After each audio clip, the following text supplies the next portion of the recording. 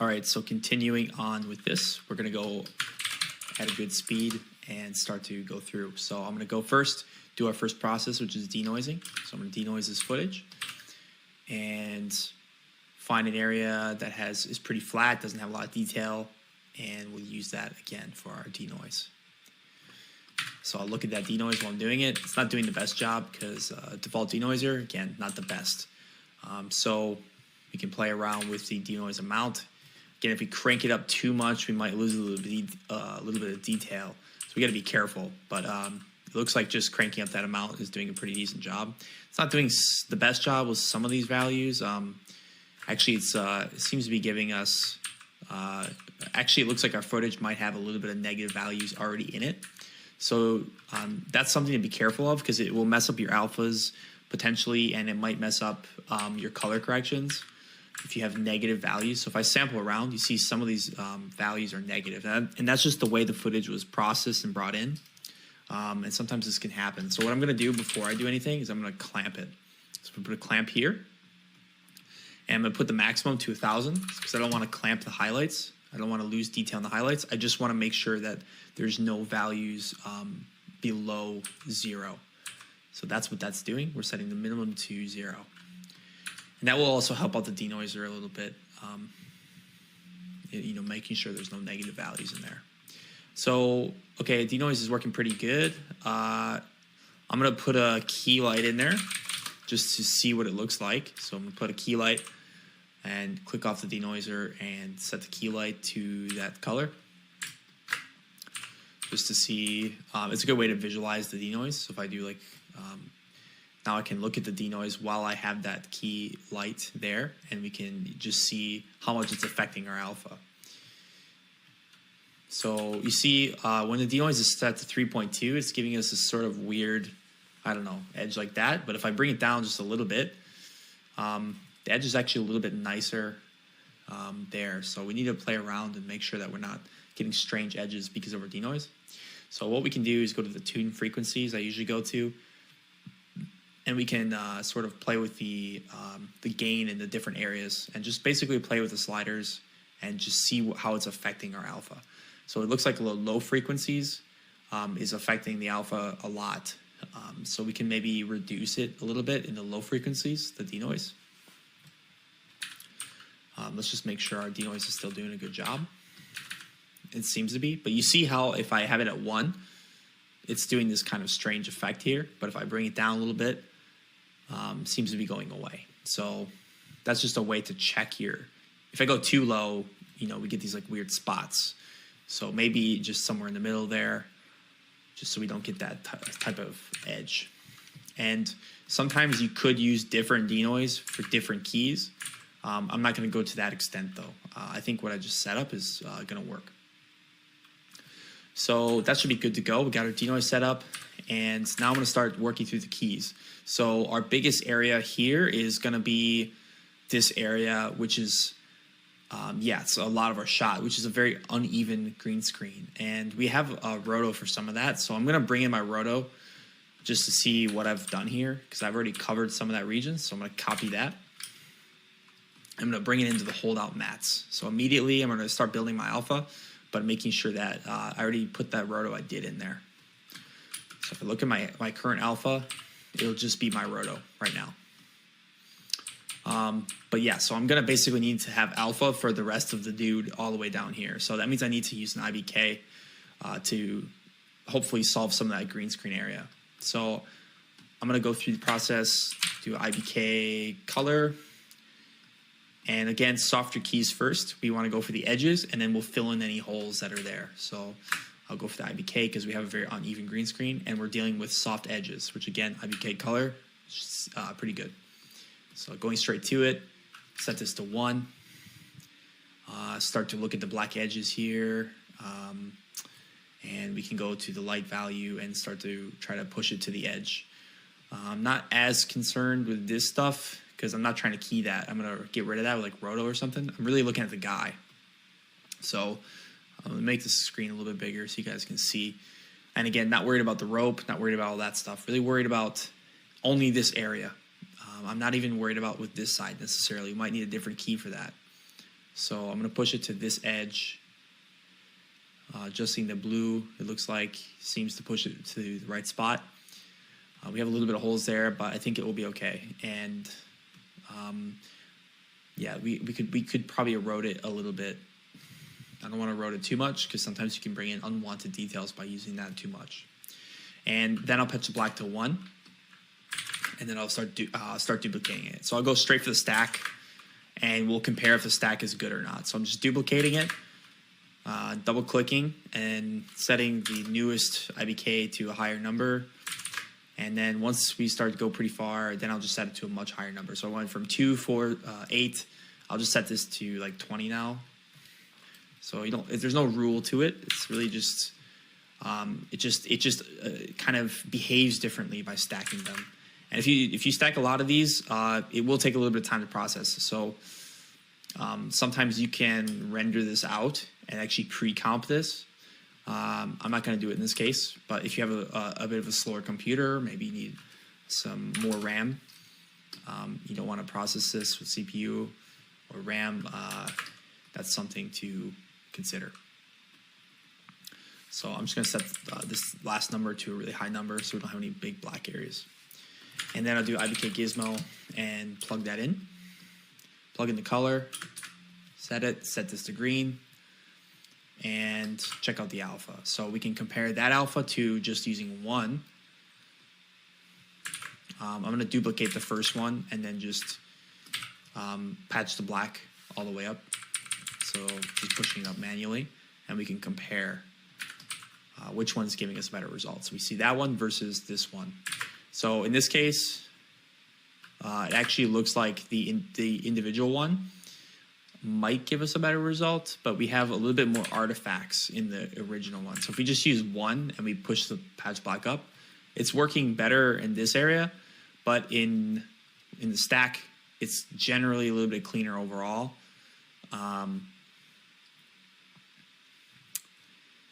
But it's definitely on the singular one, it's giving us more detail around the little, I don't know, buckle that he has. So let me just try taking the individual one and bringing the patch black back down a little bit so we can reduce it and just see if we can get rid of some of the artifacts. So if we bring this down,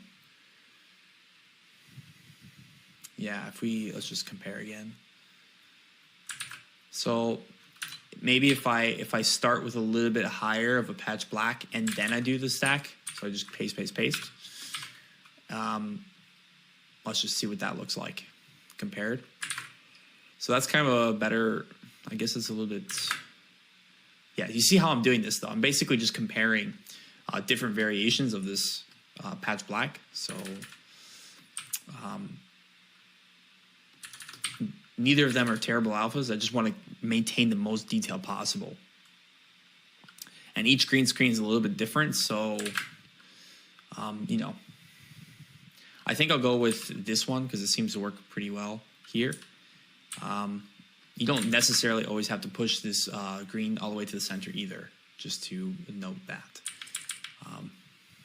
Although I usually do because occasionally can run into problems.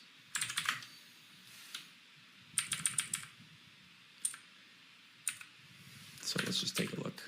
We got that one versus that one. So you see, I just played around with the values and how big that first number was. So in the very first one, instead of starting with patch black at 1, it seemed to have worked better by pushing it to 5 and then duplicating. So for whatever reason, it just worked out that way.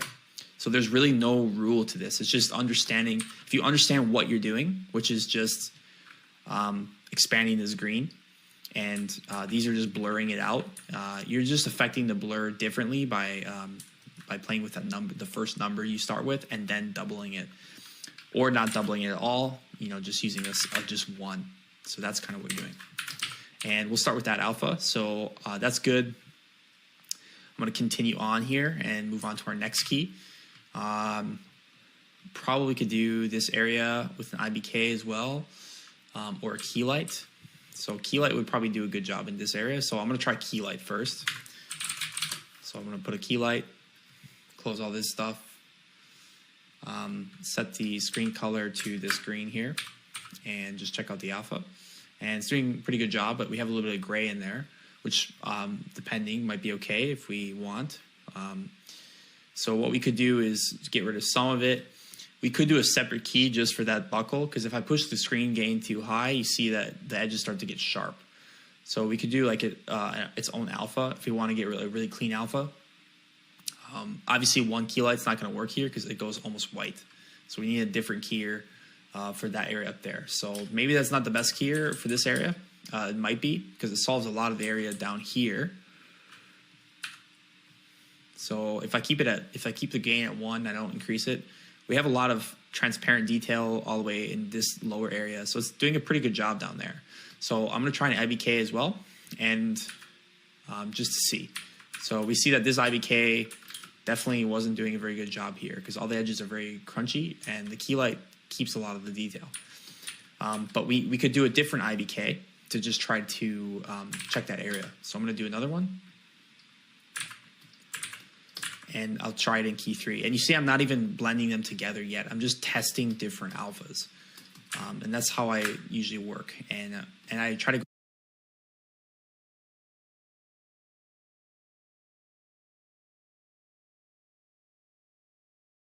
go as fast as I can to show you guys that that's kind of how you can work. You don't have to, it can be fast to test different variations. And so you start with a general principle in mind, what seems to be the best, and then you just test different ones. So I'm going to do the same technique here. I'm going to push it to the very edge. And, you know, some details are not getting captured here, like that little hair. It's not getting captured in this edge here. So we remember the trick, if you remember from the earlier one. If we want to capture it, we could actually put a roto and a stencil, and we could actually just like manually cut that out. Make sure our rotos are defaulting to, what's our scale here, 2K, but we're working on a 4K footage. So remember, we need to put a reformat on the roto and set the reformat size to 4K DCP, and that's the size of our footage. If we look at the footage, it says 4K DCP in the lower corner, so we know that that's our size. And it also tells you the number of pixels in the top right corner. So that's why I did this. And our project size is set to 2K. And you might be saying, why are we set to 2K if we're working with the 4K footage? Our final composite is going to be in 2K, because our background is going to be reformatted to 2K. So we're going to be shrinking our actual film footage down to about half the size. And that's how we're going to do it. And there's a reason for that, but we'll talk about it later. So again, yeah, you could stencil that little hair out if you want it in there. I'm not going to do it in this case. If we want to key that hair separately, we could, but I'm not going to do it in this case because I don't want to animate a roto right now. So, okay, so we'll go through and set the patch black and do the same technique. And of course, you could make this a little gizmo or something. I think at one point I actually did. I kind of had this expression. I had it saved in my template little thing here, an IBK color stack, so you don't have to do this every time. So you could do that and kind of link them together, so you don't have to double like how I'm doing. But this is fine for now. All right, and we'll just grab an IBK gizmo, plug it in, plug in our color, and take a look, switch it to green, hit the alpha, and there's what our alpha is looking like, and there's what our key light is looking like. So key light is doing a much better job, you can see.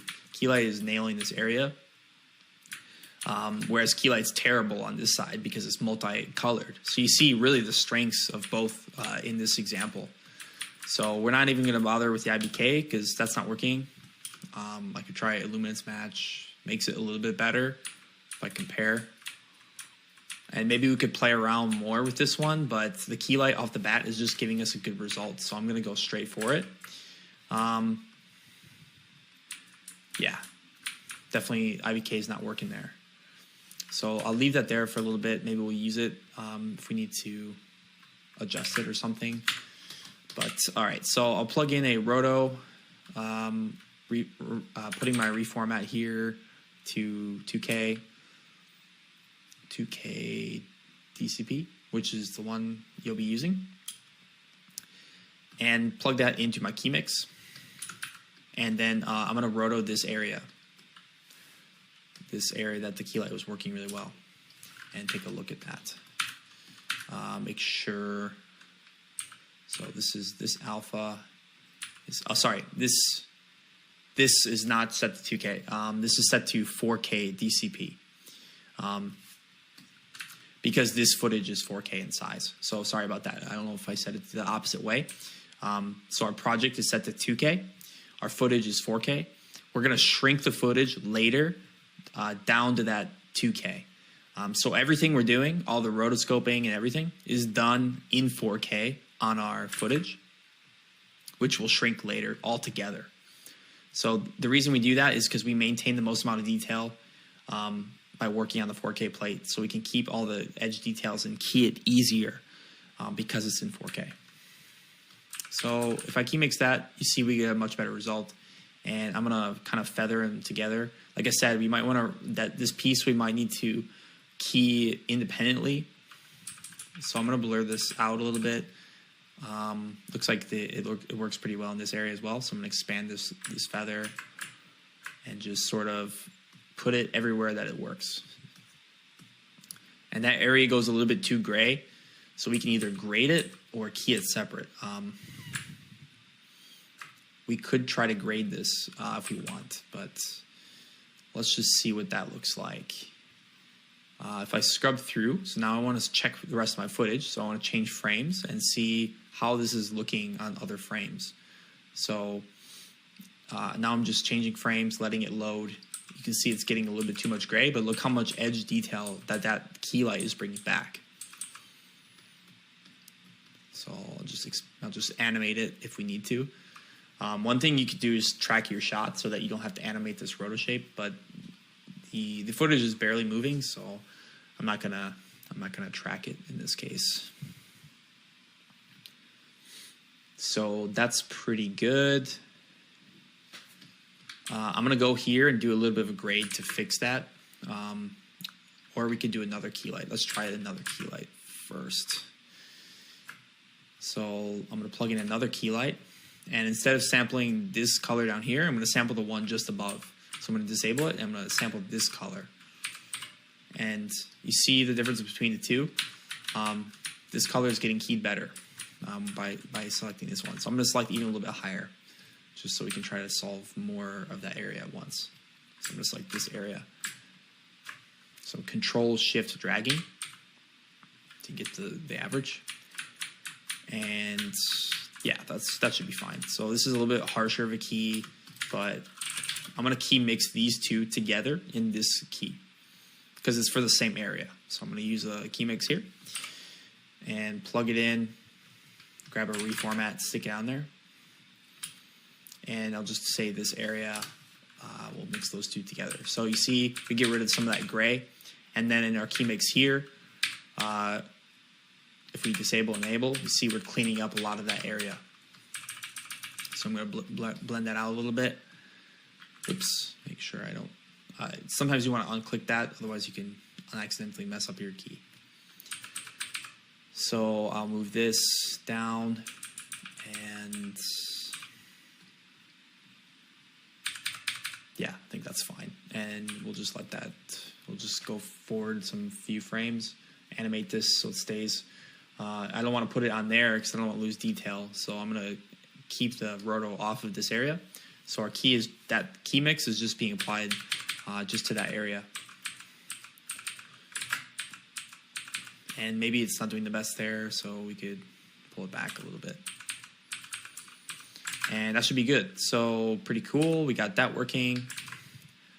And that's, yeah, so you guys are starting to probably see how this works here. And it's a pretty tedious process, kind of long, but I'm going to clean this up a little bit. So yeah, we've got two areas solved here. We got this area looking pretty good. We got these edges looking pretty good. If we gamma down using this slider, we got a bunch of holes. So of course we're going to need to do like an edge mat a core mat for those areas. We're also going to need to solve this area here. So we did that pre-paint, which is kind of getting rid of the little wire, so it'll be easier to keep. So yeah, I'll break this up into another video, and we'll start taking care of a different area. I guess I'll start taking care of this area up here. And yeah, we'll just start working. We'll just kind of start working up the left side. Maybe we'll just start working up this whole left side of the character, and then we can start doing the center, and then we'll do the right side or something like that. So, yeah, next video.